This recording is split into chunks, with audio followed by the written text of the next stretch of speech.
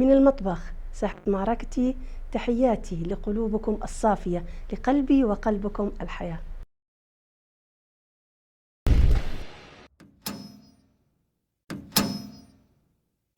اليوم بدي أحكي لكم في حلقة جديدة من برنامجكم قفل ومفتاح، درجة من درجات سلم النجاح، درجة بنحصد فيها تعبنا وسهرنا واجتهادنا. مفتاحها إن نفهم إنه التوفيق من رب العالمين، المهم الواحد يجتهد ويعمل اللي عليه. سلسلة مفاتيح، أولها نتسلح بأساسيات المهنة، ثانياً تمتلك أدوات تحترف باستخدامها، 3 نستشير ونستخير وما تيأس أبداً أبداً ما قدرنا أو فشلنا، لأنه الفشل خطوة في طريق النجاح للي حاب يكمل. هلأ وين النجاح الفعلي؟ النجاح ما إله حدود وما إله تعريف واضح للآن.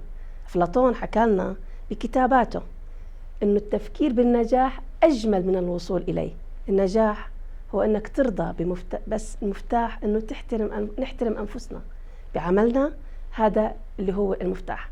أنا بدي أحكي لكم وأنا خلال أيام راح أكون قدام لجنة وقدام مجموعة من المتسابقين في مهرجان طهي كعضو حكم لجنة تحكيم، بيعتبروا هم المتسابقين نجاحهم إنهم ياخذوا الجائزة. أنا نجاحي إني أكون على قد المسؤولية، أحترم نفسي وعملي. يعني كلنا تحت الامتحان، أنبياء عليهم السلام خضعوا للامتحان، كلنا في امتحان الدنيا وبنعمل اللي علينا ونحترم أنفسنا. مفتاح بهديكم إياه كيف تبدأ تنظيم وقتك. تعرفوا أنه تنظيم الوقت في الإعداد للامتحان هذا شيء مختلف عن تنظيم الوقت أثناء الامتحان، وما ننسى أنه تنظيم الوقت لازم نحافظ عليه لحتى ما نخسر مسؤولياتنا التانية في حياتنا. ما بروح على درس أو على امتحان بدون ما أنه أكون محضرت له، أو أنسى بيتي، أو ما بروح على درس امتحان وبنسى اللي بيحبوني. هذا هو سلم احترام النفس اللي بودينا على سلم النجاح، واللي بيحترم نفسه وبيرضى عنوان للنجاح بحد ذاته.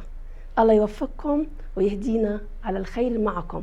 لقلبي وقلبكم الحياة، أختكم شيف وداد أبو دعاوية.